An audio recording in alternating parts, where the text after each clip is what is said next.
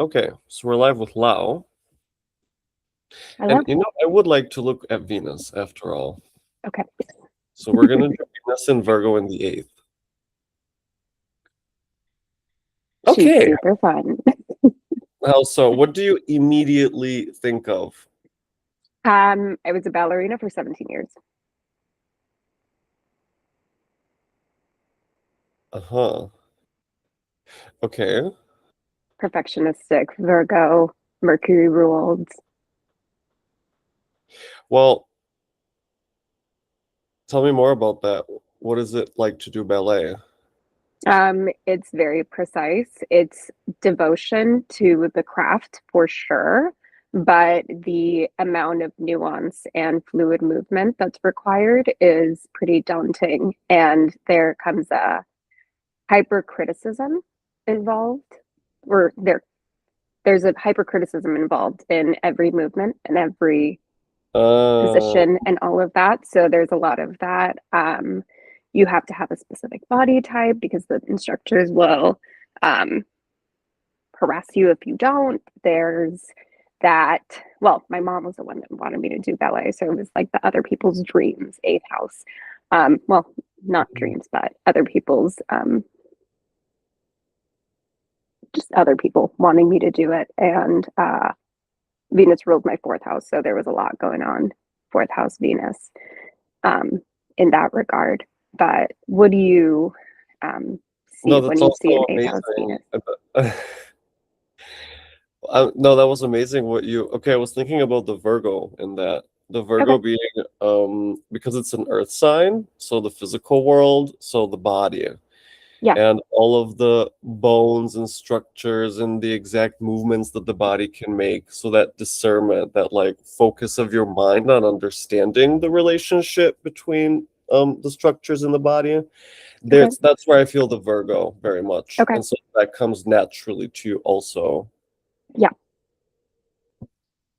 I mean, I also work with kids, so I'm literally taking care of other people's most prized possessions. Okay. And I'm very structured, analytical, always keep them with their hair done, looking neat, looking together.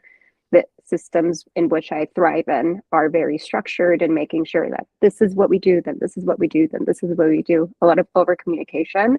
But again, it's like that devotion to the craft of making sure that everything is as it should be. I'm highly perfectionistic down to like when I get my nails done. If it's slightly off kilter, I'm like, hey girl, sorry, but I am paying for this service, so we're gonna need to fix that in any Oh, way possible. Yeah, very interesting. nitpicky, very But interesting. yeah, very very nitpicky, Nitpicky. and it brings a lot of anxiety. Eighth house is also mental health, so How so? What does it mean to be nitpicky? Can you give an um, example from like today, let's say, for example? I changed my shirt 4 times because it wasn't creasing in the exact place that I wanted it to crease, and it had to be that way, and it had to feel a certain way on my body so that I could actually leave the house. Is one example. Like the Oh, lines weren't the way that I needed them to be on my body, so I had to change a bunch of times. I'm wearing a hat because my hair wasn't cooperating, so I had to put a hat on it because that was the only way it was going to work. Um, I mean, even to the extent of I take care of kids and I line out their outfits in a very precise and specific way oh, and make their beds in a way and do everything in a way that's very Virgoan. uh-huh. Okay, that makes me think about Virgo in the sense of you're in the real world. You're Mm-hmm. in all the physical things. Yeah. Yeah, I'm very much navigating other people's resources constantly. In again, Venus rules my ninth house and my fourth house. So I work with children to teach them things with astrology in the mix, and it's in other people's homes. So other people's resources and homes, fourth house, and teaching children, ninth house, well, also third house, but that's just my chart ruler. So there's a lot of derivatives that come into my specific capacity in the world.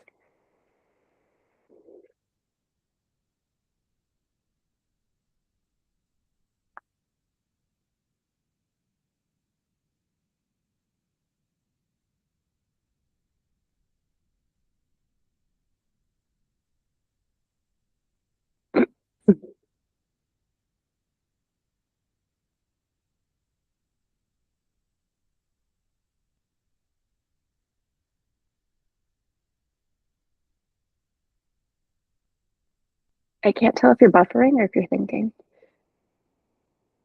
Hello. Oh, I think we lost connection. Amelia.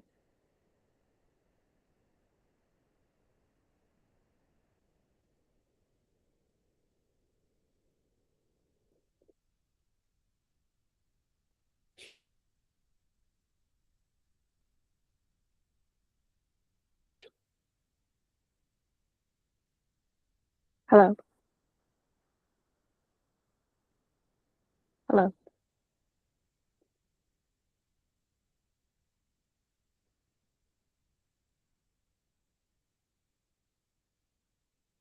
Can you hear me? Now I can. Can you Okay. hear me Hi. now? Yeah, now we can hear you. Sorry, I don't know Yeah. what happened there. That was weird. You just I ch- stayed frozen like this. And I was like, are you thinking or did you buffer? Like, did we right. lose the connection? Or are you just very pensive right now? Yeah, it's happening often lately. Mm.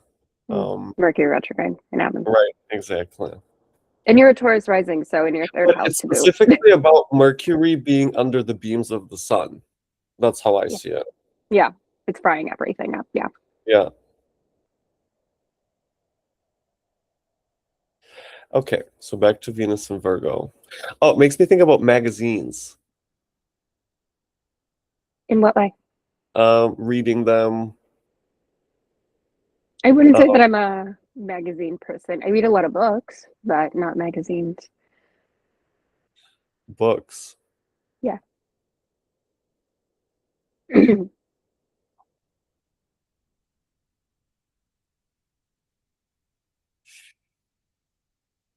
What else do you do other um, than teaching? Or is that like your main thing is nannying? That's the only thing you do. it's not the only thing I do. I work with astrology clients and I implement family systems to ensure stability and structure in their households. But I think again, that's much more third house chart ruler systems and implementations with Saturn in there.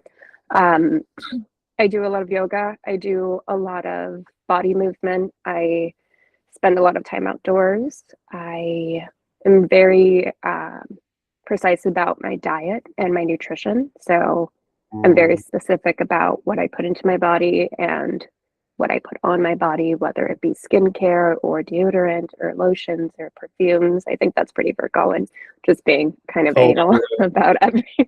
Well, for me, it's like not just about being anal. Also, think about how that's all physical stuff.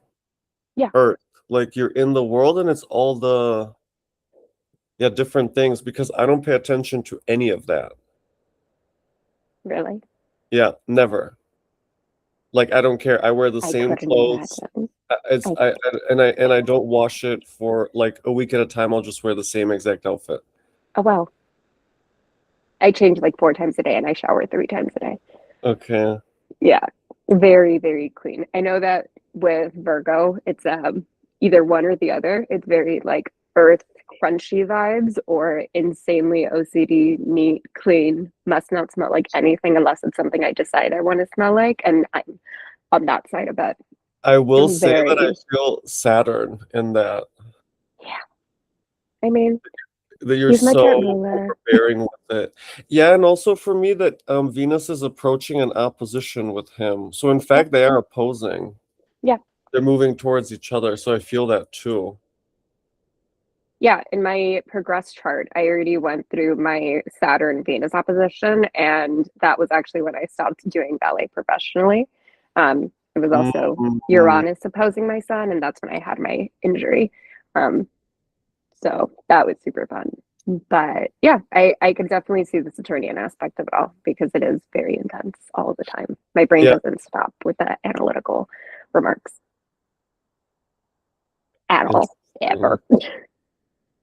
Oh, another thing that I did, I was a proofreading editor for books. Ah, Yeah, great. and I was insane about it. I also did ghostwriting, but that was more Scorpio midheaven behind the scenes doing something. But the Venus in the eighth house, I'm very much like Oh, reading hold on. through other people's. Yeah, Yeah, and I like that for ghostwriting as well. yeah, Virgo the writing and eighth hmm, house the ghost. yeah, Oh, that's interesting. yeah. making other people's creations beautiful or bringing creations into uh, being through other people's narratives. So it makes sense. Oh, Yeah, makes for me sure. think about the tattoos. Oh, really Having other people's ink on your body interesting. forever. Okay. Yeah. I definitely consider this more of a Mars moon opposition and Uranus on the ascendant because it's like, oh, she's sparky. There's something going on there. But I could take the Virgo Venus there because it's a detriment and I actually hate all of my tattoos, even though there are other people's. Oh, you do? How interesting.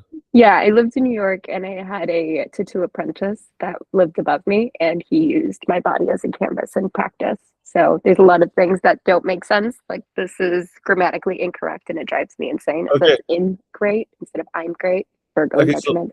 he makes me think about the Mars Okay. in Leo in your seventh house. He's the Hmm. one that to express himself and to learn on your body. Yeah. But and you keep his art on your body forever. Yeah. Yeah. And Virgo specifically for me again is the ink, right? Because it's Mercury. Okay. I So could the see that. paintings. Yeah. Okay. Yeah, I could definitely see the Mars and Leo also because it rules my third house of neighbors. So that really, Oh, yeah. great. Yes. Yeah. Um, I also specialize aside from working with kids and family astrology and planetary remediation, which I find very Virgoan as well. But I think that's also the mutual reception between my Mercury and Ah, Virgo. They're Antisha, so it's yeah, yeah. There's a mutual reception. There's some harmony and saving grace, but at the end of the day, I'm doing that. yeah, I like remediation for Virgo. Yeah, I do a lot of remediation, and a lot of it is like, you're doing this wrong, do this instead, which is, again, very Virgo and nitpicky, detail oriented. I notice all the details to a hyper vigilant point, but that's another entry in the diary, not a podcast. I can hear that. Yeah,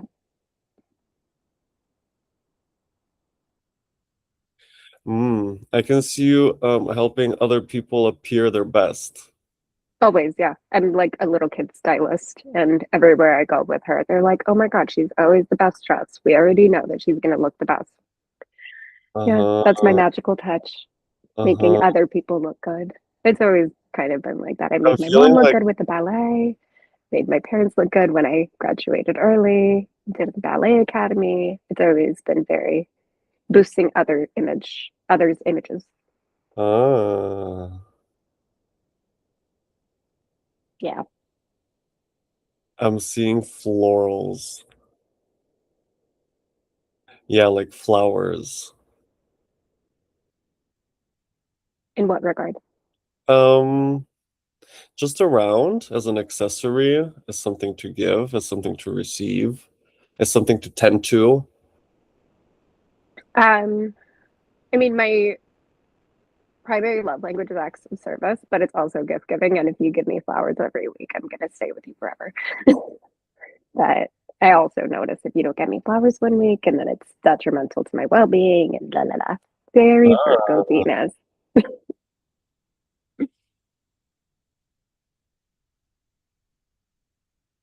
are you good with money as well? Like with taxes and that kind of boring administrative work?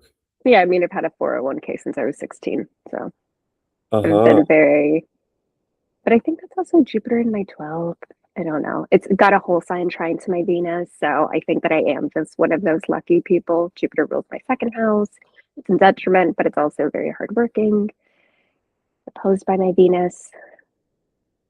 So I think that the money stuff comes way more out of my Jupiter old second house than my Virgo in detriment.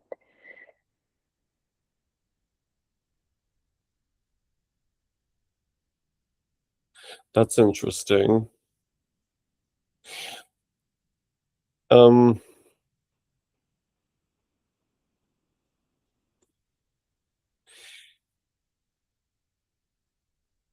when you say that, what Well, I just see it a little differently because the Virgo for me is something totally different. I'm always surprised when people say, well, she's in detriment. But Yeah, anyhow, I think that the only reason that Virgo Venus is in detriment is because it is so sacrificial and it only cares about the outcome materially and how it looks once it's done. So we'll deplete ourselves to in like a sacrifice to the art of looking perfect and being perfect. So it's very over functioning, but it's all in the service of beauty. Like changing my shirt 4 times, nobody's going to notice. But when I walk out, you know they're going to be what? like, oh, she looks Actually, great.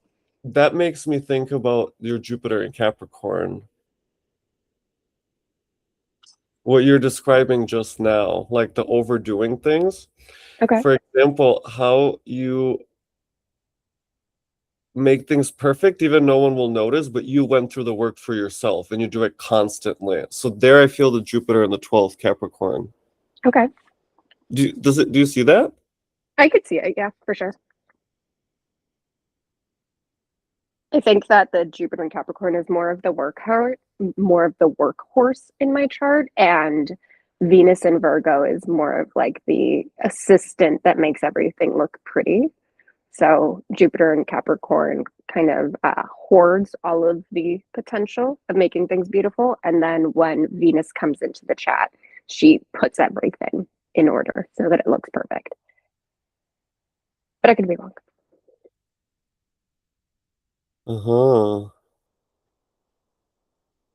What else have you done for work? I worked in private equity. I worked as a teacher's assistant for ballet. I did egg Wait, donation coordinate. Yeah, but egg donation? yeah, I was the creative director for an egg coordination agency or an egg donation agency, and I was the one that trained all of the coordinators into what the script Virgo, like what the words are, so that you can Yeah. approach the most candidates and get the best results. And I did the creative, the art stuff, and just the digital marketing for it. Yeah, also Venus and Virgo, but I think that's also more the Mars Moon opposition because it's got that like penetrative effect, like egg donation. You Yeah. have the needles and it's on your first house. So my sixth house of work and the labor that goes into it is ruled by the moon. So it makes sense that that would, I don't see it as being a Virgo Venus thing, aside from the mutual reception, social media, ninth house, other people's resources, eggs. The Aquarius here, I feel how the eggs are being distributed to the people. It's not like having a direct pregnancy like Yeah, Cancer. It's a social, providing a social service, yeah, Aquarius. yeah. And that is the way that I tailored the grand majority of my scripting for the women. It was like, you're going to do this to make somebody else's dream come true. It's not about you. The only thing you get out of it is financial reward. But like the big thing Okay, that's is making me think about the being, eighth house a lot. yeah, yeah. I mean, realistically, my chart just constantly pings back and forth because it's so involved.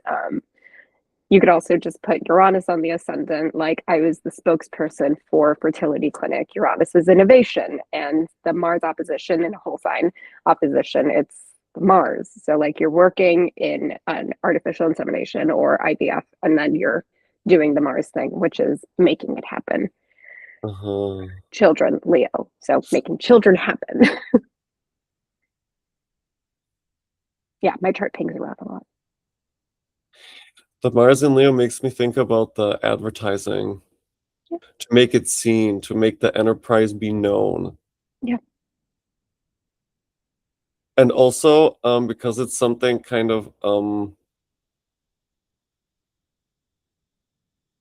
I guess it brings strong opinions out of people.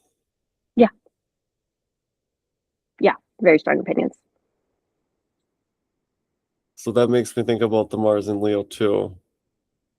Yeah, I mean, the clinic that I worked in, it would get boycotted because they thought we were handing out abortions and we were just making babies. So it was insane for a couple of weeks with the miscommunication. I think that was a retrograde time that people were just like getting the wrong idea about what we did for business. Mm, We don't do that. We make them. We're on your corner. It's okay. interesting. Yeah, that was a confusing time.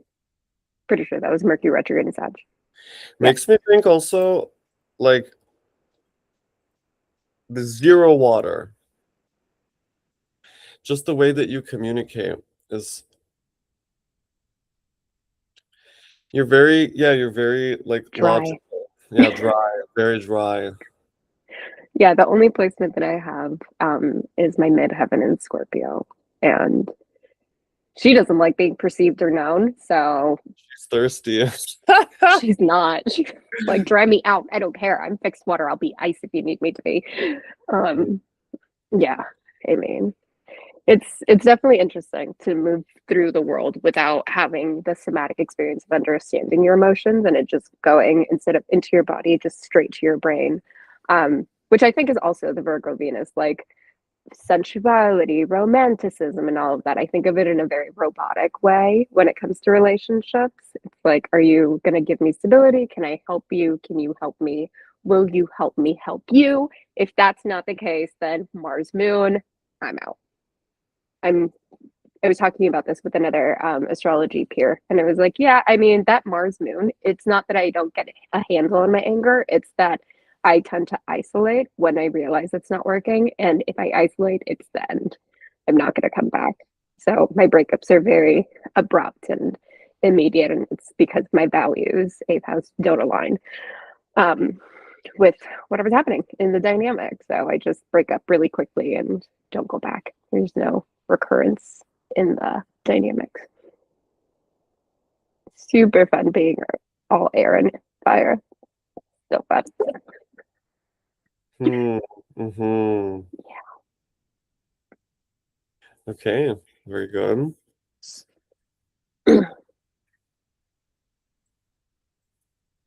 Great. I don't know if anything of that is usable because I just went on a couple tangents, but I hope. But of course, that's the point, is to illustrate the placement through your eyes, through how you live it, through all the places in which it's happening in your life. Okay. So, you know, yeah, and you already know so much about your chart, so that helps a lot because you're so quick making the connections. So Yeah. yeah. Okay. Makes me think about your ninth house. Yeah.